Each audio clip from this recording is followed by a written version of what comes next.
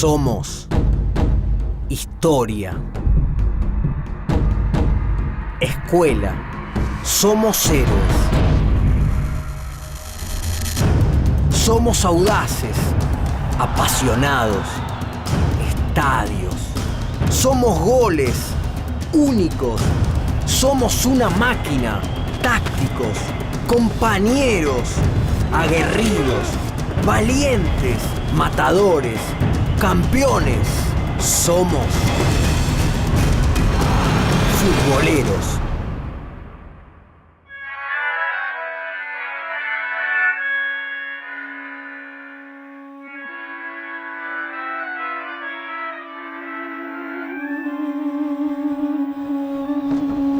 Boca es pasión de multitudes, sinónimo de garra y fervor futbolero, pero además uno de los grandes íconos populares de nuestra historia. Toda esta mística que ha prosperado durante décadas en torno al Xeneize alcanzó un punto alto en los años 77 y 78 con un equipo que se grabó a fuego en la memoria del pueblo boquense.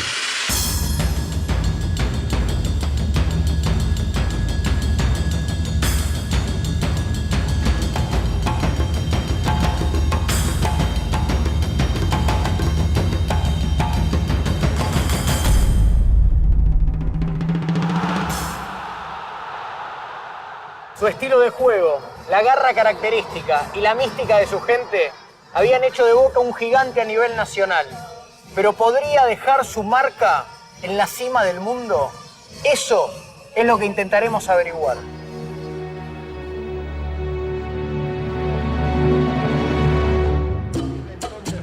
Hasta 1976, Boca solo podía exhibir 12 campeonatos locales en el profesionalismo.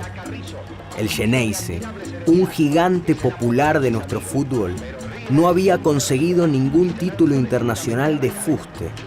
Que River tampoco lo hubiera hecho, no era consuelo suficiente. Pero la suerte de Boca comenzaría a cambiar. ¿Cómo? Con la llegada de Juan Carlos Lorenzo, el Toto. ¿Hola? Hola, Balón de Oro. Angie, qué sorpresa. ¿Viste, Greta? Tenés que sacarla a pasear. No. Justo a mí, que salgo menos que la pizza de membrillo. Vos me conocés, Angie. Bueno, es que vino de Alemania con la hermana y quieren conocer. Ok, por ser vos y para que esas chiquilinas se lleven un lindo recuerdo de Argentina. Ay, gracias. Listo, despreocupate. ¿Pero quién era el Toto Lorenzo?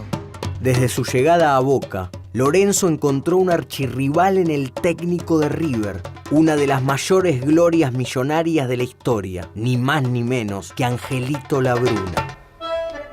La propuesta futbolística de Labruna era puramente ofensiva y como parte de una tradición millonaria que defendía a rajatabla. En cambio, el Toto Lorenzo estaba estereotipado como la contracara de eso, un técnico amarrete, maniero, resultadista.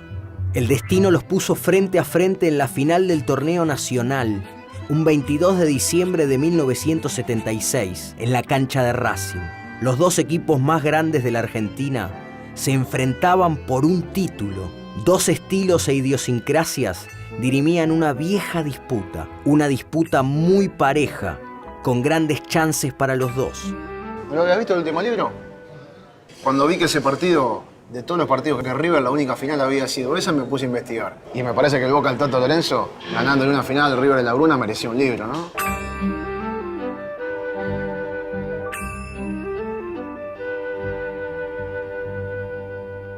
Fue un equipo muy emblemático en la historia de Boca, vinieron muchos jugadores nuevos, arrancando desde el arco. El arquero era el Loco Gatti, uno de los mejores arqueros de la historia del fútbol argentino, un tipo muy histriónico, pero un gran arquero también y fundamental para ese equipo de Lorenzo. La defensa, todos tipos duros. El Tano Pernía, un 4 que operaba a los punteros izquierdos rivales. Pancho Sá, el número 2, un gran tiempista, un gran jugador. Roberto Mouso, el número 6, que era el jugador que más veces vistió la camiseta de Boca. Y de número 3 empezó jugando el Conejo Tarantini y después siguió jugando Miguel Ángel Bordón. En la mitad de la cancha también, todos tipos muy conocidos. El Chino Benítez, que después fue técnico de Boca y ganó la Copa Sudamericana. El Chapa Suñé, que era el capitán, el símbolo del equipo y el que metió el gol en esa famosa final. Y de número 10, Marito Sanabria, que venía de Newell's, había metido un gol importante en una final contra Rosario Central, ídolo en Rosario. Y en Boca fue muy importante para meterle pases de bola a los punteros. Elever Mastrangelo, el número 7, un delantero muy oportunista, goleador, y Bordolino Feldman, un mendocino número 11, que también metía muchos goles y después fue reemplazado posteriormente por Hugo Perotti. El Toti Beglio, en principio, que no era un 9-9, sino más bien un 9 tirado atrás, muy fino, armador de juego. Y Carlos Horacio Salinas, un jugador que jugaba más bien retrasado, más bien volanteando. Y después hubo algunos jugadores que jugaron de número 9, como Saldaño, Salguero, el Cholo Pavón mismo, pero sin encontrar un 9 definido que haya rendido mucho. Era un equipo que tenía un estilo de juego muy a la italiana, una defensa muy firme, muy dura, al cual costaba mucho hacerle goles y que después salía rápido de contragolpe y definía los partidos así.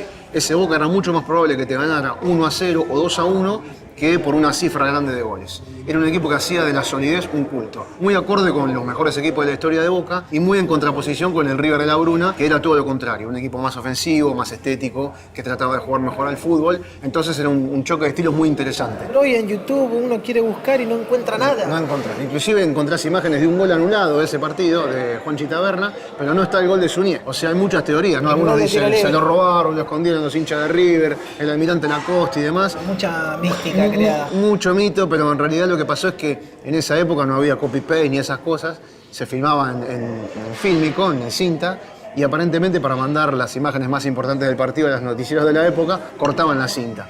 Entonces las partes más importantes, el gol de Suñé, una gran atajada de Gatti contra el negro Juan José López, quedaron perdidas. Se nos recuerda como el Boca de Lorenzo y también con un apodo que lo puso el propio Lorenzo, reunió a todos los jugadores y le dijo: ustedes piensan que están en Boca, ¿no? No, esto es Sportivo Ganar Siempre. Bueno, Diego, antes que se te enfríe, ¿por qué no le entramos a la pizza? Dale, por favor, no puedo más. Dale. 90.000 personas en la cancha de Racing. Aquella final se presentaba como un duelo de antología y el Toto estaba dispuesto a emplear sus estrategias para ganarlo. Pero ¿sería suficiente la picardía para vencer al poderoso River de la Bruna?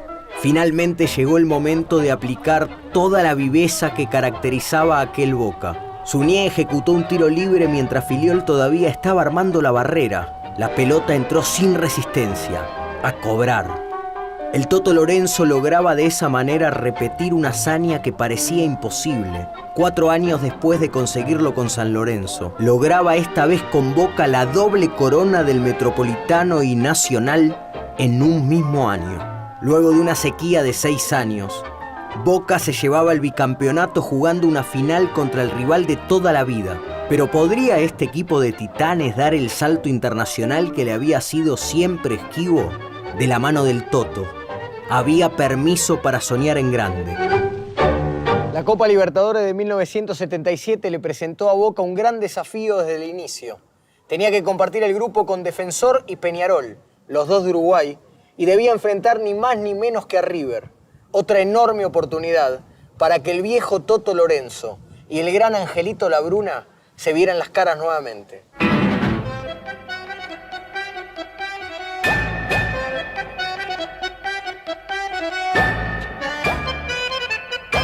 La memoria es tan personal y tan desconfiable como todas las memorias. Yo me acuerdo del Boca de Lorenzo como me acuerdo de cuando iba al colegio.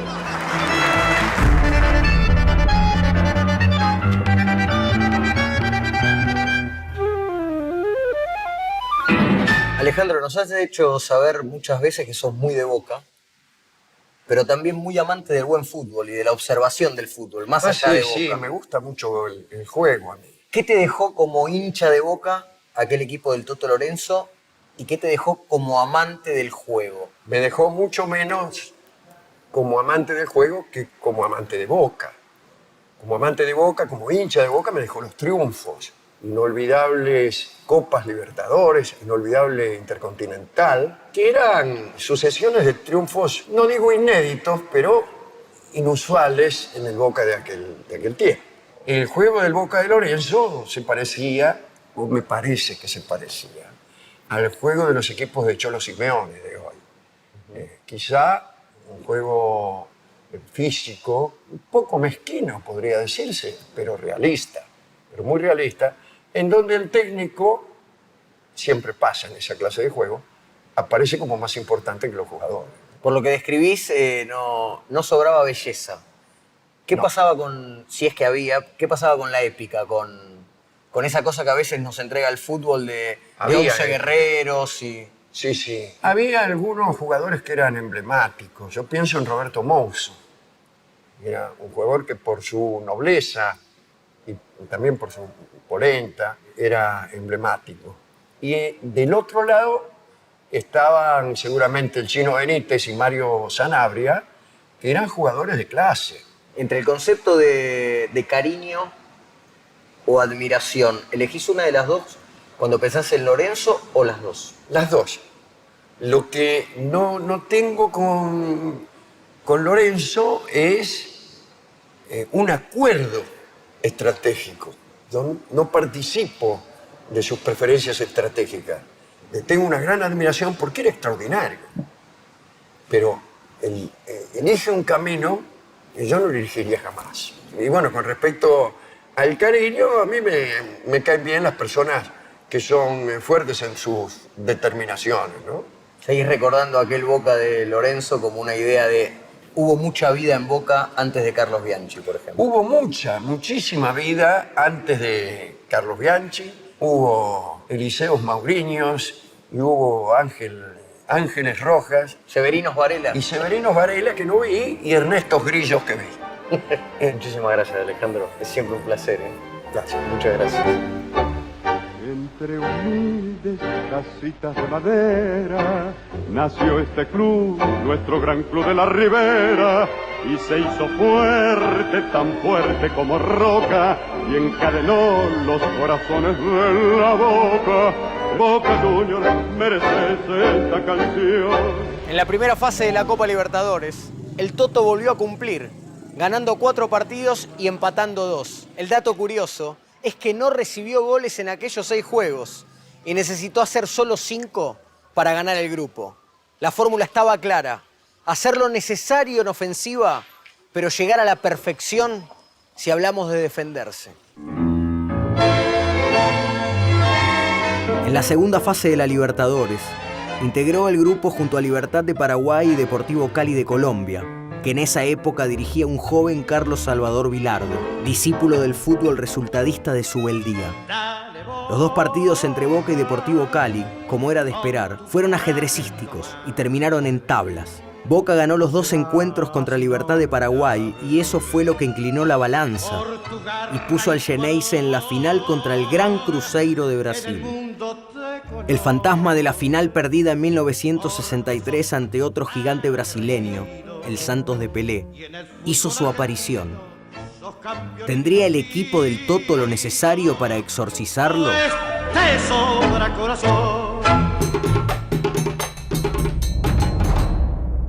El partido de ida se jugó en una Bombonera que latía como no había latido nunca. Boca se puso en ventaja con un gol del Toti Beglio, centro de Feldman, disparo de Mastrangelo y Beglio que llegaba para definir.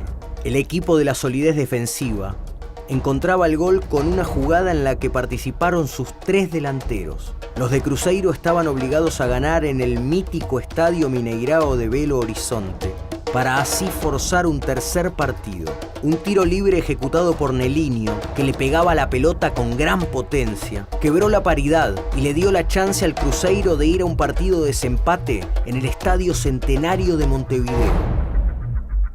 El martes 13 de septiembre de 1977, la ciudad de Montevideo amaneció envuelta en una espesa neblina que se resistía a disiparse. El partido debió posponerse para el día siguiente. El miércoles 14, aquella neblina no se había ido del todo, lo cual le dio un marco muy particular al partido. Fue un encuentro previsiblemente muy disputado, pero terminó 0-0 y el título debía definirse por penales. El primer disparo de Mouso pegó en el palo, pero el árbitro hizo repetir el penal por adelantamiento del arquero. Esta vez, el defensor de Boca convirtió, lo mismo que Tesare, Sanabria, Pernía y Feldman. La responsabilidad del último penal recaía en los pies de Vanderlei. El loco Gatti sabía que abrazar esa pelota era abrazarse a la gloria. Vanderlei cruzó el remate. El loco se zambulló hacia el palo izquierdo, contuvo el disparo y puso a Boca en la cumbre del fútbol sudamericano. Boca era campeón de América y Hugo Orlando Gatti se volvía inmortal.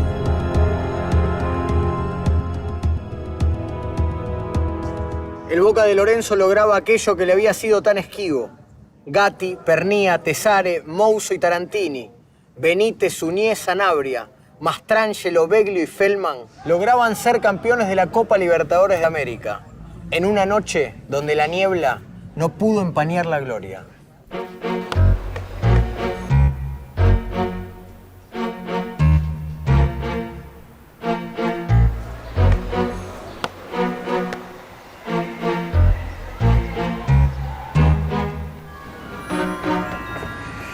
Diga, la pelota. ¿En la República de la Boca también? No, si vamos a estar en Suecia. Bueno, ya que sabés dónde estamos, ¿qué sabés del Toto Lorenzo? ¿Me estás cargando? Sé hasta en cuántas maneras estacionar el auto.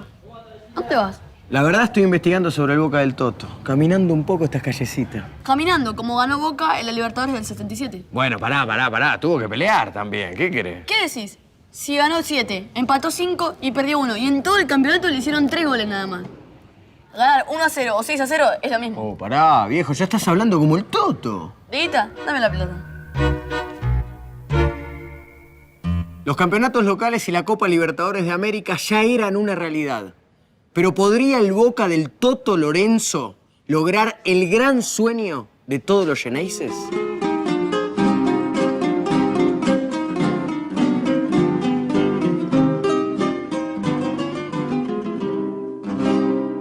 Hola, Chuchi. ¿Te comunicaste con Angie? Deja tu mensaje. Hola, mensaje para Angie, habla tu primo, Diego. Mira, Angie, no voy a poder acompañarte hoy con tus amigas. Dicen que un éxito nunca debe abandonarse y no puedo dejar de caminar. Entiendo que vas a saber disculpar. Gracias, hablamos después.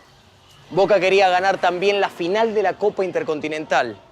El campeón de Europa de aquel año había sido el Liverpool de Inglaterra, pero desistió de la competencia por cuestiones de calendario. Finalmente, la Copa se definió a 2 partidos en 1978, pero el rival fue el vicecampeón de Europa, el Borussia Mönchengladbach. Angie. ¿Cómo que no vas a ir? Te están esperando. Dieser Kerl, der Cousin der Angie, kommt er oder kommt er nicht? Naja, der wird uns länger auf sich warten lassen als Borussia Mönchengladbach 1978 da beim Interkontinental Cup. Wovon sprichst du denn? Was für ein Spiel war das? Also, das Hinrundenspiel wurde im März gespielt, aber das Rückrundenspiel kam erst am 1. August, weil dazwischen die Weltmeisterschaft kam. Und wie ist das Spiel ausgegangen? Der Trainer von Boca, der hat seinen Jungs gesagt, pass auf, unser Gegner, der hatte eine ziemlich harte Vorbereitung. Und wenn wir den von Anfang an angreifen, dann können wir die fertig machen und Hin- und Rückrunde gewinnen. Und? Hat es Erfolg? Ob das Erfolg hatte? Nach 35 Minuten hat Boca schon 13-0 geführt. Durch Tore von Fellmann, Mastrangelo und Salinas. Was für ein toller Kerl, dieser Toto Lorenzo. Und stell dir vor, das war das wichtigste Spiel bis dahin in der Geschichte von Boca. Dieser Olle Fuchs, der hat seinen Spielern komplette Freiheit gegeben, was für den überhaupt nicht üblich war. Och, echt? Och, gut. Keine Ahnung, ich würde es total gerne wissen. Ja, doch. Klar. Un mes y medio después de haber ganado la Copa Intercontinental al Borussia Mönchengladbach, Boca estaba disputando por segundo año consecutivo la final de una Copa Libertadores. Esta vez la final era muy especial, porque enfrentaba al Boca de Lorenzo contra el Deportivo Cali de Bilardo. Mario, querido. ¿Cómo anda, Dieguito? Muy bien.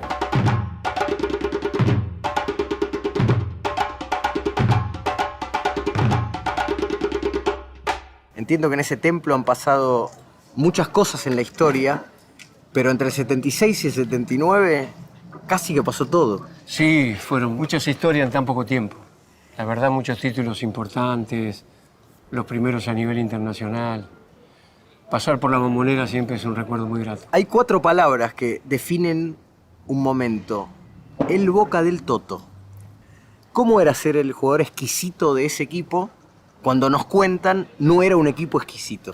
Boca venía de salir campeón en el Campeonato Metropolitano del 76 y yo llego como refuerzo para jugar la Copa Libertadores del 77, donde, a decir del mismo Lorenzo, había que cumplirle el sueño a la asignatura pendiente del presidente, Alberto J. Armando, que fue uno de los grandes impulsores de que la Copa Libertadores y Boca todavía no la había ganado. Te encontrás con el Toto Lorenzo. ¿Qué técnico era?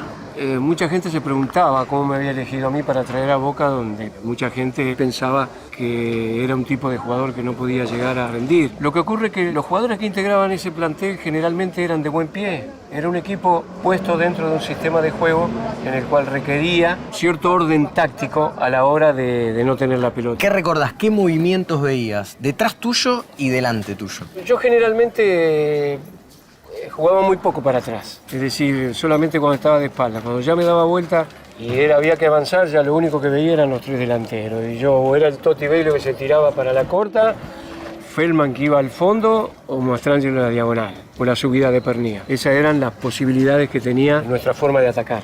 Ahora, Mario, cuando uno repasa la campaña de Boca en aquella primera Copa Libertadores de su historia, la primera que gana, se encuentra con que en toda la Copa hace 13 goles y le hacen solamente 3. Es una estadística apabullante, por lo menos cuando uno piensa en cómo defendía ese equipo. Lo que pasa es que era un equipo con mucha solidez defensiva. El fondo era Gatti, Pernía, Sam, Moucho y Tarantini. Y lógicamente que era una línea de 4 con mucha solidez, con mucho conocimiento, con mucho relevo, muy bien estructurada, muy bien trabajada. Interiormente sabíamos que cuando nosotros hacíamos un gol, seguramente ganábamos el partido. Cuentan que el Toto Lorenzo, a veces acusado de un poco mezquino, un poco maniero, de ver cómo podía siempre limitar al rival, les da una charla muy liberadora para jugar en Alemania, ¿o no? Por aquella época se jugaban 2 partidos y con mucha diferencia entre uno y otro. Entonces, cuando se juega el primer partido aquí, en marzo, el 22 de marzo, en Argentina, en los campeonatos largos, de enero a diciembre. Es decir, que las pretemporadas eran durísimas. A nosotros nos agarra saliendo de la pretemporada y a ellos en plena competencia. El 1 de agosto vamos a jugar nosotros y ¿qué es lo que ocurre? Nosotros estábamos en plena competencia y ellos estaban en la pretemporada, porque estaban preparándose para iniciar sus campeonatos respectivos. Y bueno, el técnico hizo un planteo muy bueno, para nosotros un poco alocado al principio, porque suponer de ir a jugar con 3 delanteros y 2 volantes de ataque con los alemanes Alemania era bastante difícil. Entonces él plantea este equipo con el que nos sorprende a todos, que pone a Salina, que era un volante de ataque como número 8, a Suñé de contención, a mí, que era un volante de ataque por izquierda como número 10, y 3 delanteros, que eran Mastrangelo, Saldaño y Feldman. Y bueno, son esas noches soñadas en que a vos te sale todo lo que planeás. En 30 minutos ganamos 3-0, no lo podíamos creer. Nos salvamos de muchos goles los primeros 10 minutos donde ellos eran un aluvión, pero del primer contragolpe le hacemos el primero, los apagamos un poco, se le hace el segundo, se siguieron apagando y con el tercero prácticamente pareció como que se terminaban de consumir el partido. Pero de cualquier manera nos trajeron problemas en el segundo tiempo, pero terminó 3-0, gracias a Dios. ¿Hay una idea injusta o en parte es descriptiva cuando se decía el Toto Lorenzo era maniero, era ventajero? Llegar información por aquella época era muy difícil, no se tenía información.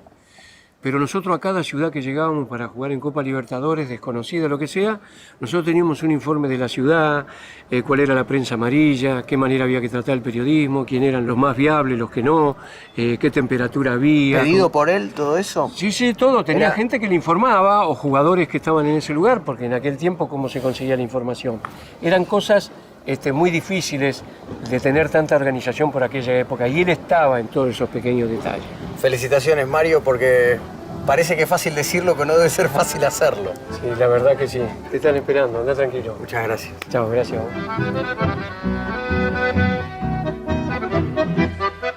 Yo soy nacido en Corrientes, la cuna del chamamé, que lo cantan con cariño y lo bailan con placer.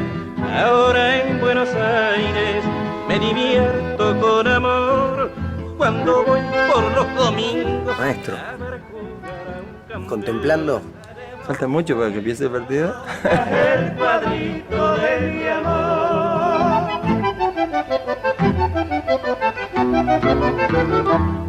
¿Qué se siente, Pancho, en un estadio que tantas veces lo vio batallando, cuando lo ve vacío? Sí, yo pienso que cuando Boca juega, muy pocas veces está el estadio vacío. Y estar en este lugar, por supuesto, para mí es volver a los recuerdos de las cosas que se han jugado y las cosas que me ha tocado jugar a mí acá. Boca es una institución emblemática con un fanatismo de sus hinchas incomparable. Cuando se dice que la cancha se mueve, late, vibra, ¿qué se sentía ahí cuando jugaba la Copa Libertadores? La segunda copa que me tocó ganar con Boca al Deportivo Cali. Habíamos empatado en Cali 0-0 y vinimos acá. En ese entonces había una película que se llamaba El Enjambre, que hacía un ruido impresionante. Y también estaban de moda las cornetas, o sea, la famosa bubucela. Claro. Entonces empezaron a gritar, el que nos salta, y temblaba el piso. La verdad, me conmovió porque el piso vibraba. ¿Quién era el Toto Lorenzo? Te puedo decir que era el padre de la criatura cuando él formó el equipo que consiguió cosas importantes. Yo lo conocía muy poco a Juan Carlos. Juan Carlos era un hombre muy inteligente, trabajador, motivador, un hombre que exigía mucho y a veces hasta se convertía en un hombre muy duro. Pero yo creo que todo aquel jugador que pasó por la mano de Juan Carlos tiene un recuerdo imborrable. Boca decía, Boca es el equipo que el Deportivo ganar siempre, así hablaba. Y nosotros hacíamos eso. River, siempre atado, digamos, a la historia del gran fútbol, y Boca a la garra, fuerza, garra y corazón y al buen juego. Y Juan Carlos justamente, que era un hombre que le gustaba eso, porque la buena combinación de él es de la disciplina europea y el talento americano, argentino en este caso. Teníamos muy buenos jugadores. Chino Benítez, Suñé, Ribolsi, Sanabria, Beglio, grandes jugadores, pero jugadores de lujo, digamos, que tenían gran juego, no solamente que jugaban corriendo, marcando, no, era una combinación. ¿Existió el Boca de Bianchi porque antes existió el Boca de Lorenzo? Vos sabés que Juan Carlos Lorenzo me había dicho, cuando Bianchi se hizo cargo de Boca, que era el técnico para Boca. Y la verdad, me costó creer, pero la verdad tenía razón cuando me lo dijo. A Juan Carlos le gustaba mucho la personalidad y lo había tenido como jugador a Carlito Bianchi en Vélez Sarsfield, que yo también trabajé con Juan Carlos y fui ayudante de él en ese Vélez. Pero yo no sé, en realidad no sé si por lo de Lorenzo pudo haber existido lo de Bianchi. Yo creo que Boca es un desafío constante para muchos y aquellos que le encuentran la vuelta son los que resaltan, digamos, y consiguen lo que muy pocos consiguen. Yo creo que en la historia de Boca seguramente Juan Carlos Lorenzo y Carlos Bianchi, digamos, por los logros y los logros importantes, son indiscutibles a través de todo el tiempo. Han dejado una huella. Sí. Muchas gracias.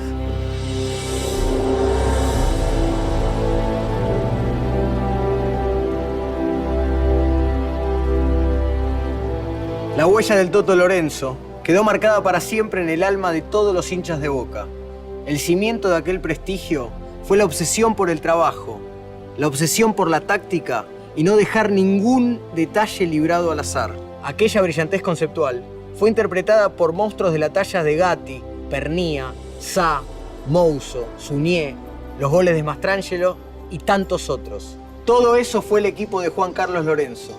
El fenómeno inconmensurable llamado Boca Juniors se permitía además llegar a la cima del fútbol mundial. Y para siempre.